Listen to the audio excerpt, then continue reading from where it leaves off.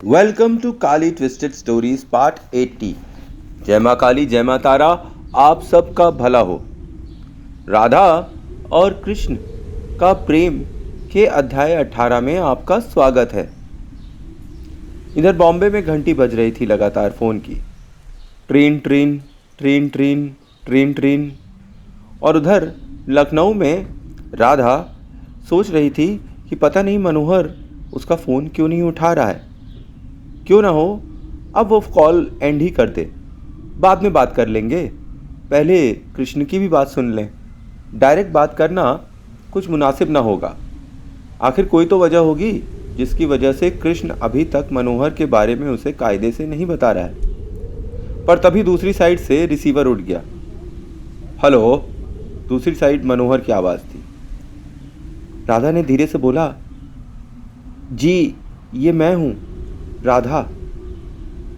राधा? हैं? राधा तुम कहाँ हो?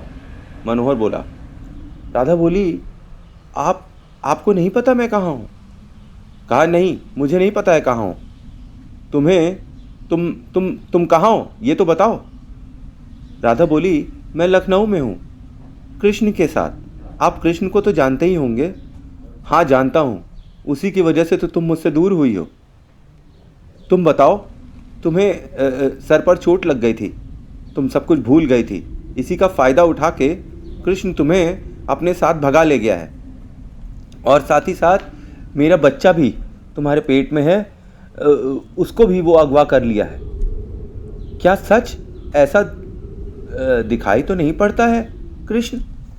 कृष्ण जैसा है वैसा दिखाई नहीं पड़ता है। वो अंदर से कुछ और बाहर से कुछ और है। उसने अपनी वाइफ रुक्मणी के बारे में बताया? हाँ, एक बार जिक्र तो हुआ था रुक्मणी का, पर उसने अभी तक रुक्मणी के बारे में भी कुछ नहीं बताया। बताएगा भी नहीं वो। महाधूर्त है कृष्ण। मैं किसी दिन तुमको कॉन्फ्रेंस में लेकर रुक्मणी भाभी से भी बात करा दूंगा। तुम मुझे अपना नंबर दो, क्या यही तुम्हारा नंबर है? राधा ने बोला, हाँ मैं इसे सेव कर लेता हूँ, मैं तुम्हें फिर कॉल करूँगा। मैं तुम्हें लेने लखनऊ जल्दी ही आऊँगा। कैसी हो तुम और कैसा है मेरा बच्चा? मैं तो अच्छी हूँ। मेरी टांग पे प्लास्टर लगा हुआ था, वो भी उतर गया है, और बच्चा भी ऑन टाइम डिलीवरी ही होगा, ऐसा डॉक्टर कह रही थी। ठीक है, मैं बहुत खुश हूँ राधा, आखिर मैंने तुम्हें ढूंढ ही लिया। मैं जल्दी तुम्हारे पास आऊँगा।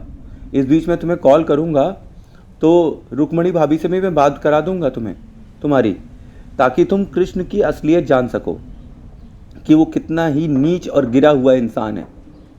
भलाई का ढोंग कर कर वो कितनी बुराई कर रहा है। उसने मुझे और तुम्हें अलग कर दिया। मैं तुमको याद तो हूँ ना? हाँ, मुझे थोड़ा थोड़ा याद है। मैं तुम्हें बहुत प्यार करता हूँ राधा। मैं भी आपको बहुत प्यार करती हूँ मनोहर। तुम वेट करना, मैं बस तुम्हें लेने ही आ रहा हूँ। पर एक बात याद रखो, मेरे और तुम्हारे मिलन के बीच में केवल एक ही अड़ंगा है, और वो क्या है? कृष्ण जब तक जिंदा रहेगा तब तक हम और तुम कभी एक नहीं हो पाएंगे। वो नीच इंसान तुमको हमेशा मुझसे दूर ले जाएगा और तुम्हारे भोलेपन का नाजायज़ फ़ायदा उठाएगा, जैसे अब की बार उसने किया है। मैं जल्दी ही आऊँगा, और जब मैं आऊँगा तो इस कृष्ण नाम के रोड़े को अपने रास्ते से हटा दूँगा। तुम मेरी मदद तो करोगी ना? बोलो। राधा कुछ सोच में पड़ गई। अभी तक जो कृष्ण का बर्ताव था उसके प्रति, वो इतना सकारात्मक था कि उसे विश्वास ही नहीं हो रहा था कि मनोहर क्या कह रहा है। पर आखिर मनोहर उसका पति था, साथ तो उसे देना ही पड़ेगा, आखिर जीवन संगिनी जो थी। उसने बोला, ठीक है मनोहर, आप आइएगा तो बात करेंगे। मैं आऊँगा तो बात नहीं करूँगा, मैं तुम्हें और बच्चे को साथ लेकर चला जाऊँगा कृष्ण से बहुत दूर। हम दोनों बहुत दूर चले जाएंगे, अपनी दुनिया फिर से बसाएंगे और एक दूसरे के प्यार में हमेशा खोए रहेंगे। बोलो, साथ तो दोगी ना मेरा राधा? राधा बोली, हाँ मनोहर, मैं आपका साथ दूंगी।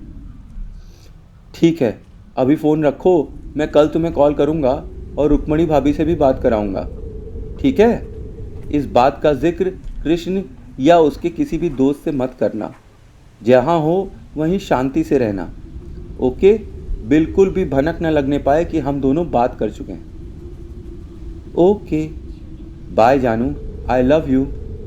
I love you like mat धड़कन। हाँ, ये क्या चीज़ है? पता नहीं ये मेरे मुंह से कैसे निकल गया। अच्छा, कोई बात नहीं, मनोहर बोला। ठीक है, मैं दिल और तुम धड़कन।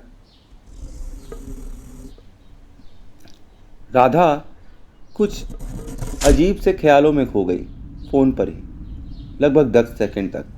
उसे लगा कि जो उसके मुंह से निकला वो पहले भी कहीं सुन चुकी है या कह चुकी है। उसने मनोहर से बोला, ठीक है मनोहर, मैं आपका वेट करूंगी। बेसब्री से मनोहर बोला, मैं जल्दी ही आऊँगा। मैं लखनऊ की टिकट कराकर जल्दी पहुँचता हूँ लखनऊ, फिर वहीं बात होगी। ओके? ओके। दोनों ने कॉल कट कर दिया।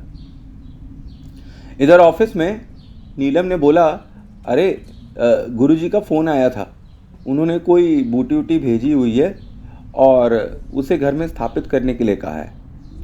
कृष्ण बोला, अच्छा, तो इस बीच हम लोग क्या करेंगे?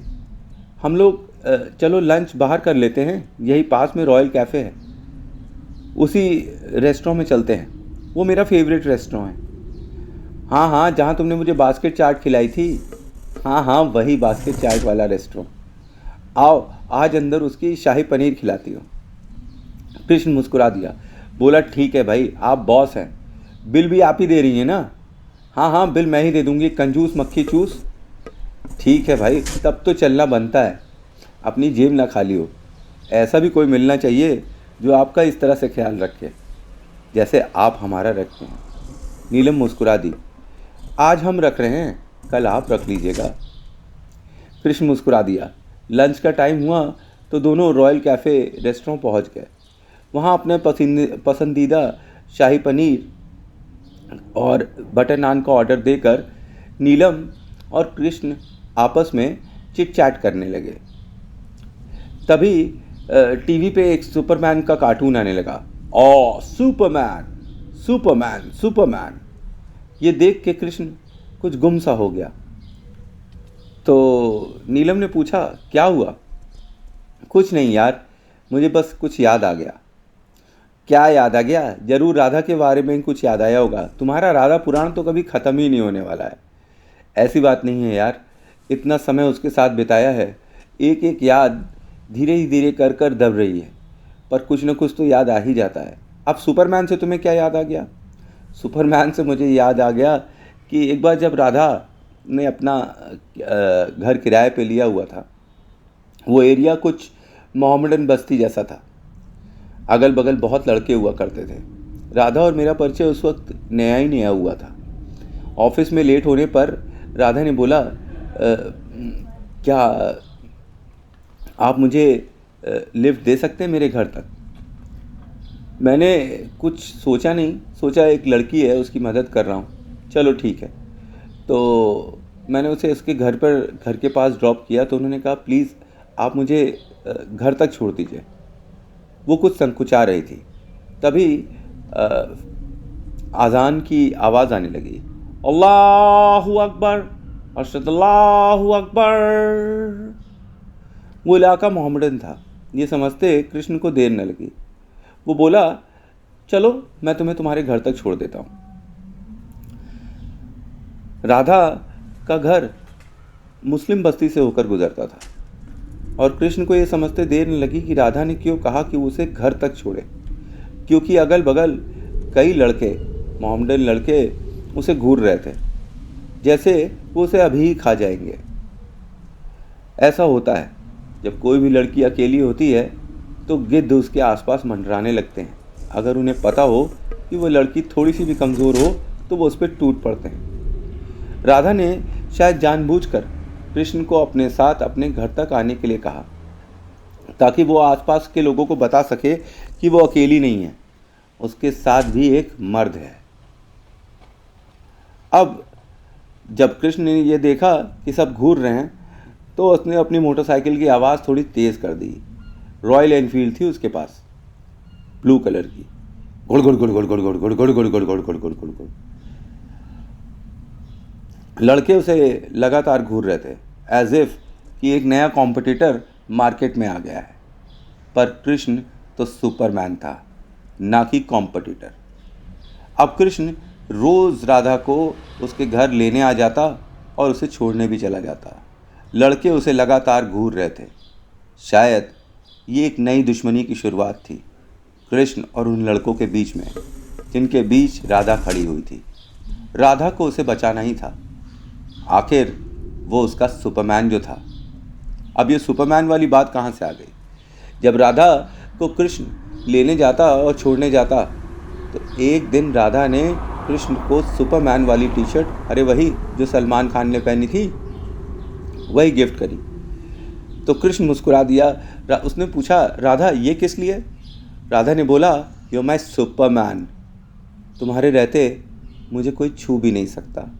अब वो लड़के मुझे ज़्यादा घूरते भी नहीं हैं और ना कुछ बोलते हैं। उनको पता है मेरा सुपरमैन मेरे साथ है। नीलम मुस्कुरा दी, बोली, हाँ हाँ, आप तो उन्हीं के ही सुपरमैन हैं, पर अब आप हमारे भी सुपरमैन हैं। और सच में कृष्ण, तुम केवल नाम से सुपरमैन नहीं, काम से भी सुपरमैन हो। जो काम तुम कर रहे हो राधा के लिए, वो कोई पागल ही कर सकता है। कृष्ण बोला, प्यार पागल ही करते हैं, समझदार लोग प्यार से दूर ही रहते हैं। और हम और तुम जैसे नासमझ हैं, वैसे राधा और मैं भी नासमझ थे।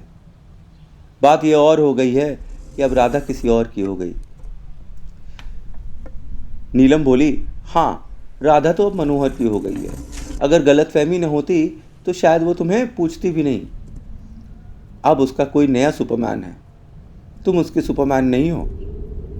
कृष्ण बोला, ऐसी बात नहीं है, मैं राधा का ही सुपरमैन हूं और हमेशा रहूंगा। राधा जब जब बुलाएगी अपने सुपरमैन को, उसका सुपरमैन उसे बचाने हमेशा आ जाएगा। तो कैसी लगी कहानी? आई होप अच्छी लगी कहानी। Thanks for watching. जय मां काली, जय मां तारा, आप सबका भला हो। आगे के एपिसोड में क्या होगा? क्या राधा और मनोहर मिलकर कोई नया षड्यंत्र या पडयंत्र रचाएंगे? और रुक्मणी भी इसमें क्या साथ देगी? और रुक्मणी और राधा की बाद में क्या बात करवाएगा मनोहर? क्या नया प्लानिंग मनोहर के सिर में चल रहा है? क्या ऐसा तो नहीं कि जैसे राम ने सीता को कभी अपनाया ही नहीं, वैसे मनोहर भी राधा को कभी नहीं अपनाने वाला है। उसको तो मात्र बदला चाहिए, बदला, वो घोर बदला, अपनी मर्दानगी पे आघात करने का बदला, राधा और कृष्ण के संयुक्त धोखे का बदला।